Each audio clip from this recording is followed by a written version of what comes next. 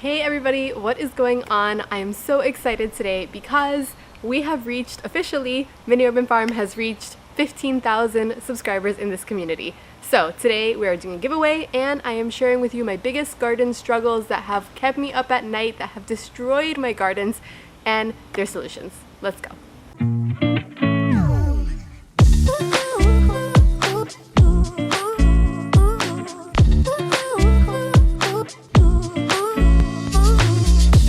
Hey guys, welcome back to Mini Urban Farm, a channel about gardening, homesteading in the suburbs. My name is Veronica, and on this channel I teach people how to live sustainably by gardening, raising their own food, growing their own meat, all of that.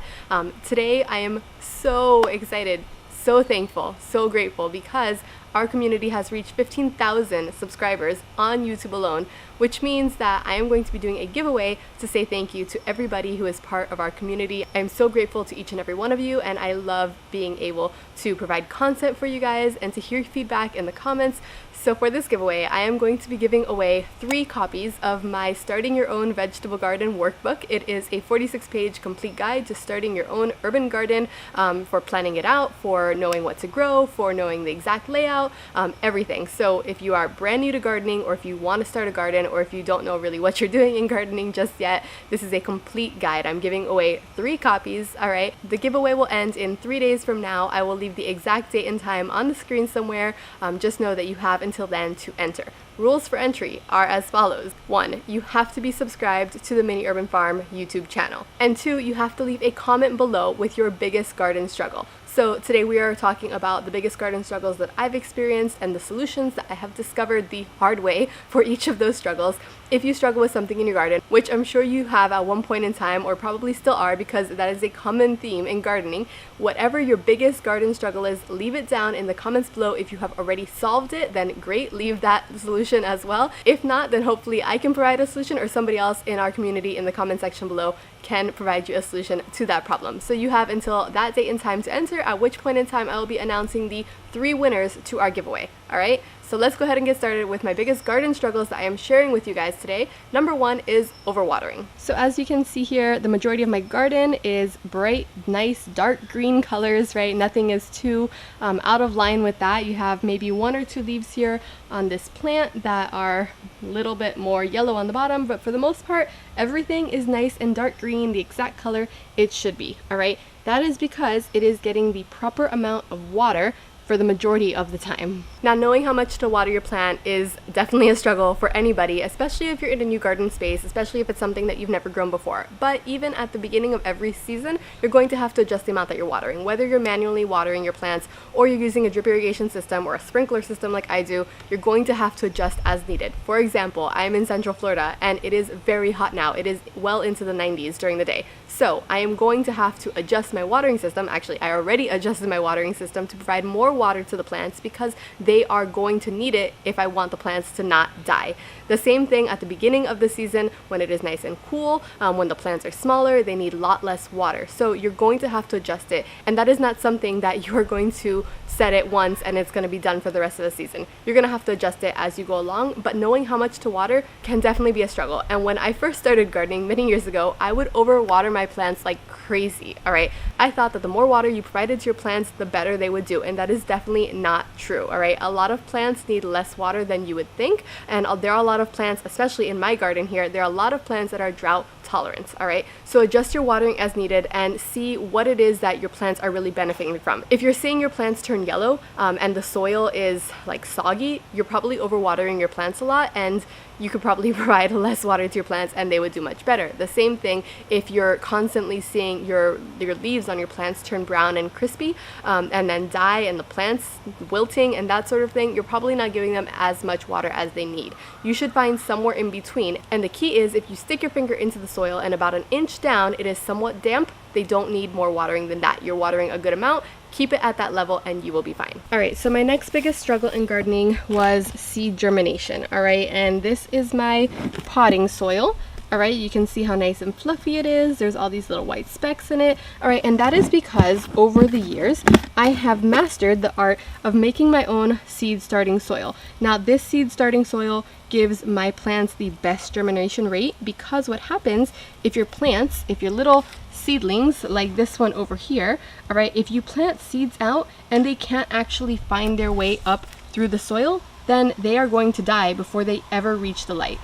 So when I first started gardening, I would really only use transplants in my garden because it was the easiest thing to do. It was more convenient to go to the garden center or the big box store and get transplants. But as I got into more advanced gardening, I started germinating my own seeds, growing food from seed because it's cheaper, and because it's really fun to see little seeds germinate and know that I had a hand in the entire process, and then save those seeds at the end of the season to reuse next season. But if you're growing from seed, you're probably going to run into a problem at some point in time that your seedlings or your little seeds are not turning into seedlings. All right, your seeds are not germinating, or the ones that are germinating are far and few between. This has to do a lot with the type of soil that you're using for seed starting. At first, I was using the seed starting soil from the store, which is very expensive, and it comes in tiny little bags. All right, so I wasn't using that all the time. I was using like a combination of topsoil or raised bed mix or something that was a little bit cheaper. But eventually, I did some research and I learned that you have to use the appropriate seed starting soil if you want your plants to germinate, and it has to be something that's fluffy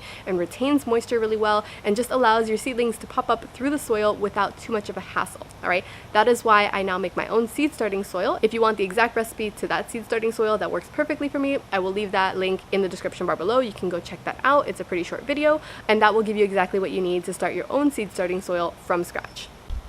All right, so the next one, I don't know if you can see exactly what it is. If you are familiar with growing anything in hot and humid temperatures, you can probably guess exactly what this is, and it is powdery mildew. All right, this is something that I still struggle with, and honestly, it's not something that's gonna go away anytime soon because I garden in Central Florida and it is very, very dry. We've had very little water this season, and it's just gonna continue to happen. However, you can prevent this. All right, you can see I've been a little bit lazy in this, but I have already done a few applications of neem oil. All right, so neem oil actually works in preventing powdery mildew. What you want to do is get a good portion of these leaves off of the plants, and you can see it's kind of gradually working its way over to the newer leaves because the smaller leaves don't have it yet. All right, but you want to get a good portion of this off, and you can actually come and spray this off with a water hose. All right, so the spores do come off in water. All right, it is not because of water, it is because of an absence of water, unlike most people think. But you can actually get this off with water and then come in here and do an application of neem oil mixed with water and some dish soap. Now you're going to want to do this in the afternoon, because if you do this on your plants in the middle of the day, it is going to burn them. All right, and you don't want to fry your plants. You want to do this when the sun is going down or already gone down.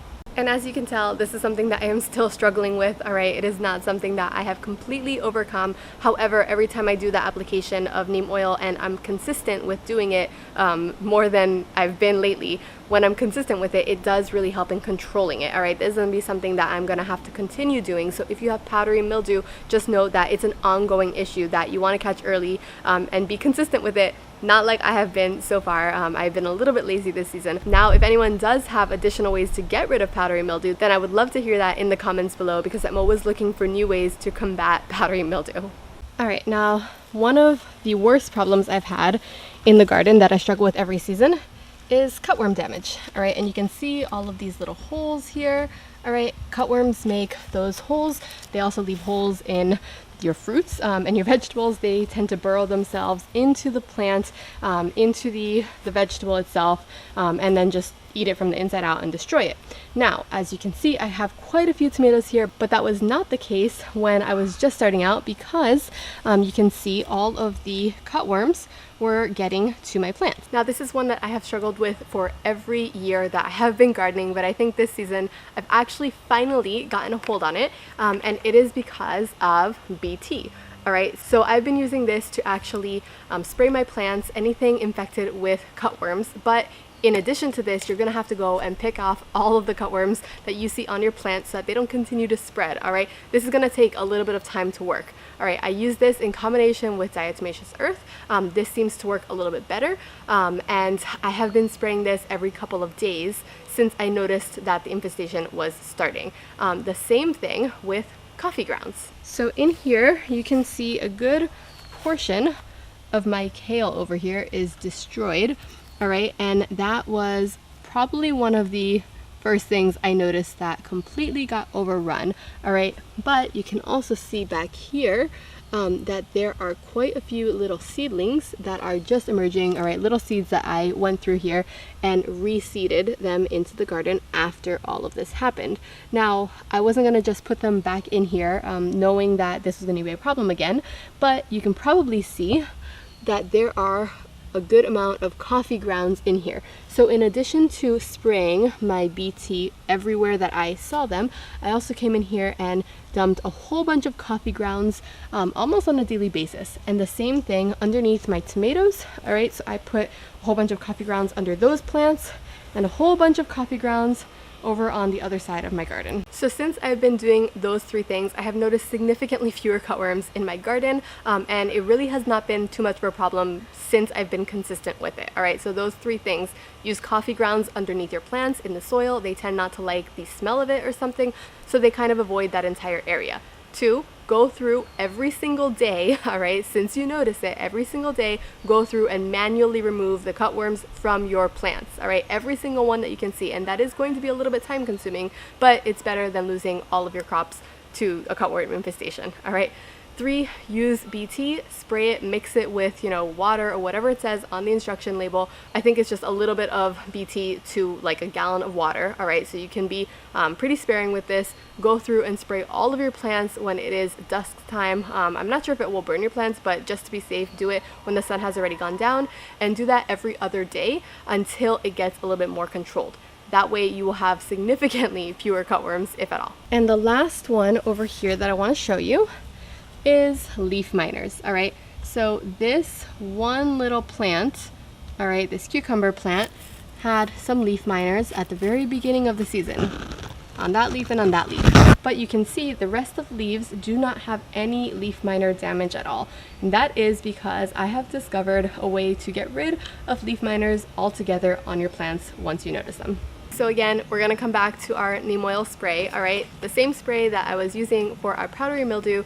So I take neem oil and I mix it with water, just a little bit, and you do this at night. And instead of spraying it all of your plants, which you can continue to spray all of your plants, but honestly, I don't spray all of my plants for leaf miners. What I do is I pour it directly into the soil, all right? Pour it directly around the base of your plants, and it will actually prevent leaf miners from taking over your garden, all right? I have had leaf miner infestations for entire seasons where I can't get rid of them, but since I've been doing it this way, I not only have had success with this, but a whole bunch of other people have shared this with, no longer have leaf miners in their garden destroying their crops, all right? If you want to watch the entire process for how I get rid of leaf miners using neem oil and how I use neem oil in general in my garden, I will leave it somewhere here on the screen in front of you. Thank you guys so much for watching. Don't forget to enter the giveaway, and I will see you in the next one. Bye.